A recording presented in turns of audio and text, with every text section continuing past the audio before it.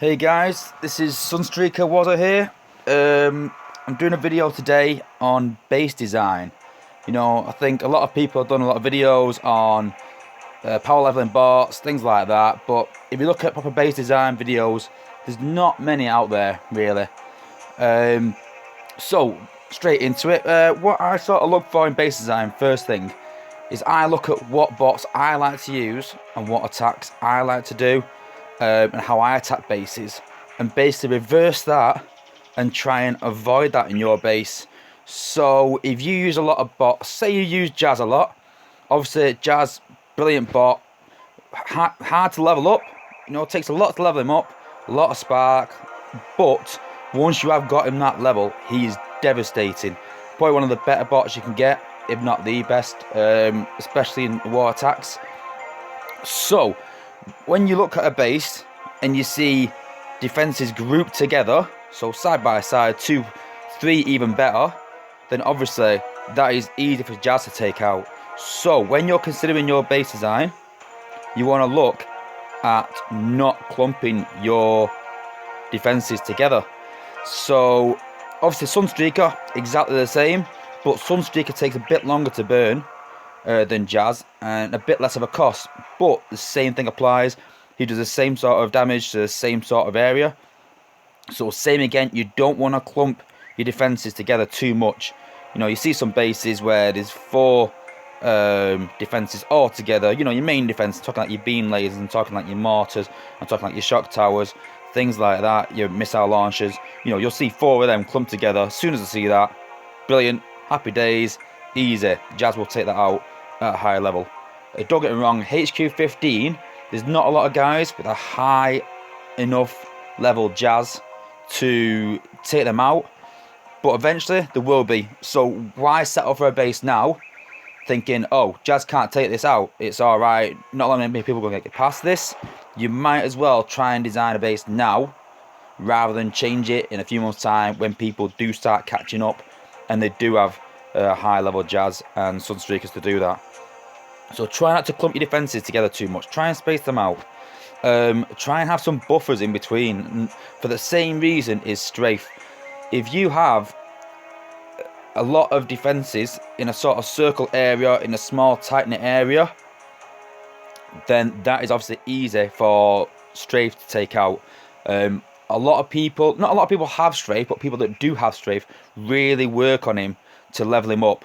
So obviously that is one bot that, you know, you are going to get attacked by quite a bit if you do have them defenses close together in that sort of circle. And that's why you should always have these buffers in. When I say buffers, I mean your storages. So looking here, I mean these sort of storages here. So try and have these in between your defenses, because these will take a lot of damage off strafe. They don't attract damage, but you know, he evens his damage out between all his hits. So if you can add them in between your defenses, it's just one more thing that he's got to hit. And usually if you put them in, at least a couple in here and there between your mortars, when he does one circle, he won't destroy any defenses. And so he's got to do 2 runs. You want him to make at least 2 runs of strafe. Obviously, first run, 5 ability points. Second run, 10 ability points. So that's 15 ability points he's using for maybe 2 or 3 defenses, which is not bad really. It's not bad, but you want him to get them ability points used, and then they've got to get more ability points back to try and attack your base. It's all about making them use high ability points, or as many ability points as much as they can, as early as possible really. For Star Sabre, it's a lot harder. Star Sabre, obviously, in my opinion, the best bot in the game, or Defosaurus, depending on, you know, which one you are with your Connor bot. But for me, he's the best bot in the game. So easy to level, can destroy a base solo, so easy. I mean, I'll show you my Sabre to give you an idea.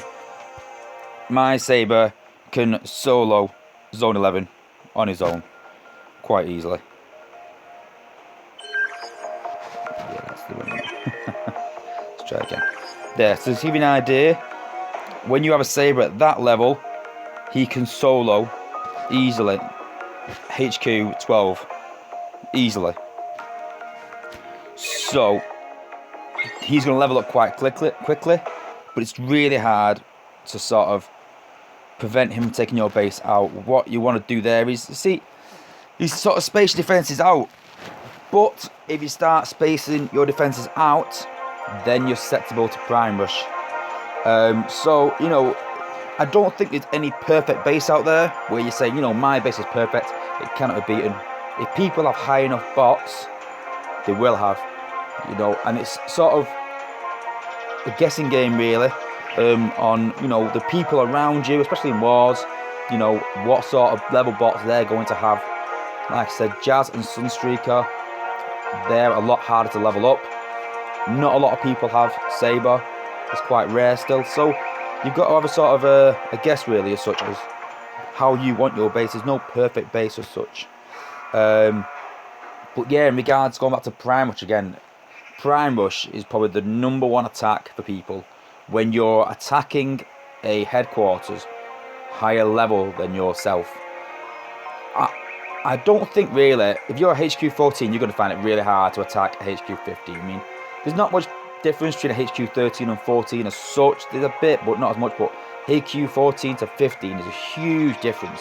And if you're HQ 14 with, you know, bots around, you know, I'd say top team around 8k, you're going to really struggle to finish up a HQ 15 unless you're doing a Prime Rush or a Megatron Rush, obviously. And if you're not sure how to do that, go and look at videos, go and watch how to do it. It really is the #1 thing that you've really got to learn. If you want to take something away from this video, go and learn a Prime Rush and go and practice it. And honestly, it will change the way you war. I mean, the first thing I always look for is one of the things that we discussed already. If that's no option and I'm really sort of struggling at base and looking, thinking, I'm not sure I can beat this, then obviously you combine it, you've got to consider that. But I really consider a Prime Rush, especially if the base is spread out. Because if you can Prime Rush round the side and skip half the base, then obviously your bots are only taking half the damage. And if you can throw a healer in there, if you can fit 2 healers in there, brilliant, and a few tanks and a few gunners, then it really does work well. Because your Prime Rush is in. I don't want to go into it too much. Like I said, there's plenty of videos out there to watch. But your Prime Rush is in. Your tanks take most of the damage. Your gunners sit behind. Your gunners do all the work. Your tanks are just there just to take off the damage. Your gunners do all the work. And I was saying again, so going back to base design, when you think about base design, you don't really want to space your base out. It's really hard to not space your base out and then not clump defenses. I think I've changed my base design probably 30-40 times since going from HQ 14 to 15. Trying to sort of, you know, not to get the perfect base, but, you know, the perfect for me as such and how I want my base. And go and look at the top guys. I did it. Go and look at the top guys in the leaderboard. So just got to players there. These are all these top guys. You know, go through them, have a look, see a base design that you like. Look at it yourself and think, how would I attack that?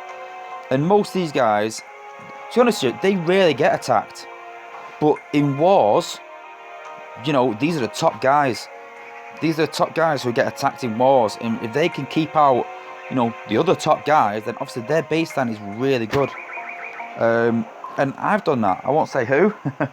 But I looked at that and I changed the design a bit and edited it onto how, you know, my look and the way I do things. And that's the best way to do it. You don't want to copy somebody's design, because as soon as someone can beat that, you know, information flies around, people go, oh, such person's base, I know how to beat that, this is how you beat it. You know, I started really gaming these sort of games in Clash of Clans. And if you play Clash of Clans, you'll realise that as soon as a good base comes out, everyone's like, look at this base, you know, you can't beat this base. And then you'll find 101 videos on how to beat it not long afterwards. And that's a mad, it's crazy circle that every month there'll be a new, every week, every day there'll be a new design out saying this base cannot be beaten. And at the start, yeah, it can. But someone works out how to beat it and say, look at this, what I've done, this is how to beat it. You know, and I think that's the way Earth Wars will go eventually. You know, there'll be sort of base designs that people will go towards, set like time traps. You know, everyone's using time traps. And there's tons of videos out there how to beat time traps. You know, Star Sabre, Strafe, your AoE bots. They're the kind of bots that you use on time traps. All the bots that, you know, Space Ape are doing right now is how to beat time traps. I personally don't like time traps. There is what I call a sort of time trap hybrid, and that's sort of half a time trap. People use the shock towers and cannons at the bottom, and that's for you to use ability points trying to take them out, and then your lasers and your missile launchers and mortars are at the top half. And obviously, because you've used ability points at the bottom, taking defenses out that you wouldn't normally consider, you lack ability points trying to take out the second half. So it is quite effective. But same again, unless you're HQ 50 max and you've got high defenses, a saber will take that out easy. That's why I don't like time traps. I've literally soloed so many bases. I'm not saying HQ 15 max, but you know, a HQ 12. I've soloed so many with saber. It's ridiculous. And if you can beat a base with one bot, then your design is awful. It's awful. Ideally, you want them using the combiner. You want them trying all three attempts in war to get past you. And you know what? If someone uses their combiner and just on a third attempt beats your base, it's job done, really. You know, your base is decent because they keep trying different things and they're struggling to beat it. And if you can get that in a war, then you've done a good job of your base, really. But going back to sort of Clash of the Clans, when I play Clash of the Clans a lot, people talk about a thing called pathing. Now, pathing is really important in Clash of the Clans, and same again, I think this is the way this game is sort of going towards. And pathing is basically it's where your base, where your bots will go. So sometimes, say I do a attack and I'm attacking on the right hand side, sometimes it's good to take out the whole middle of the base, say, with your AoE bots, whatever. Now, that middle of the base, it might be storages, it might be collectors, it could be anything. But if you take that middle of the base out, all your bots will stay on the right hand side and path to the HQ. And by path, I mean they'll just go towards the HQ naturally because they can't cut across that gap. Because they'll always go to the nearest defences. They'll always go to the nearest structure. And when you look at pathing, sometimes when I look, especially on the combiner when I'm attacking bases, I'll look at taking out one or two defences at the bottom. And I think if I can do that, my bots might just walk around the side of the walls. Because they'll always go to the nearest defence. And that's why, if you look here, this is why I've got this at the bottom of my base. It's because I want the bots to go down here. I want the bots to travel down here. So that they're all clumping together up the middle. That's the way I want. You know what? I don't care if you watch this video and go, oh, I know how to attack Sunstreaker's base. Good luck to you. You know, if you beat my base, let me know. Do a video. Post it to me. You know what? Fair play to you. No problem with that at all. And you know what? The more videos I get on my base saying this is how I beat it, the better it will get. Because the better feedback I get. But this is the way I sort of set my base out. And I set it out. Like I said, I'm not saying it's perfect, but this is the way I do my base. So I want to track the bots to the bottom here. And then I want them to walk up. And what I call a kill zone. And my kill zone is I always have my shock towers. And I always have my turrets and my outpost bots all together. So that as soon as you walk in there, you're getting bombarded. And that's the idea. But the reason I've put my defences so far back and these walls so far forward here, the difference, is because I don't want someone just walking up to here, taking maybe one or two defences out, and then walking up here. Obviously, I don't really want them up there. You know? If you try Prime Rush, with a Prime Rush, you've got to drop Prime first. Like I said, I don't want to get into it too much. I don't want to make the video so long. But in a Prime Rush, you want to drop Prime first, and you want to walk towards the defences. This is why I've done this, so Prime will just walk down here. If you drop a Combiner, you know, you've got to have a high level Combiner to take all these out in the time you're given. It's doable, but I say again, I'm just making people think about things. And that's really what you want to do. You want people to try things and fail, basically, because then that's lost points in a war. What I'm going to do is I'm going to do a part 2, and what I'm going to do is I'm going to talk about bots in outposts. So I'm going to do that soon after this one. Just on a quick note, I do talk to Adam quite a bit on the live streams about what's coming soon, things like that.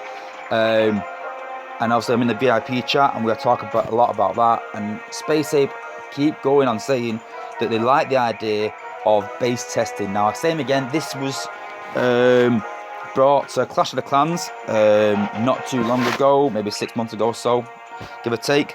And it's really, really good because obviously then, because a lot of the high level guys, HQ 15, they don't get attacked much. You know, not a lot of people attack in the really, really high zones. So this base design is really good. You literally post on your alliance and you say, can you beat my base? And your alliance then will try and attack your base, and then you can see a replay of how they attacked. And you can look at your base and think, you know what, that didn't work. That worked. What they did there, it solved this. What they did here, that actually worked. And you can really look at your base and redesign it. So it's a really good idea, and I really, really hope that Space Ape implement this. I think it's really good for the game. You know, Space Ape, everyone talks about, you know, I want better drop rates and things like that. And let's be honest, the drop rates are not going to improve. They're in this to make money. Let's be honest. That's what they're going to do. They're here to make money. So when you think of ideas put forward, think of ideas that's not going to affect their revenue. And this is not, you know, it's not going to affect how many 4-star bots people get. It's not going to affect any drop rates. It's not going to affect how many coins people buy. What it is going to do is just improve people's perception of their base. And I think it's really good for the community. And that's the kind of things that Space Ape will definitely introduce into the game. So I really think that will be coming sometime soon. That could be a couple months, could be 6 months, I don't know. But I really think that will be coming soon. I think it'll be really good for the game.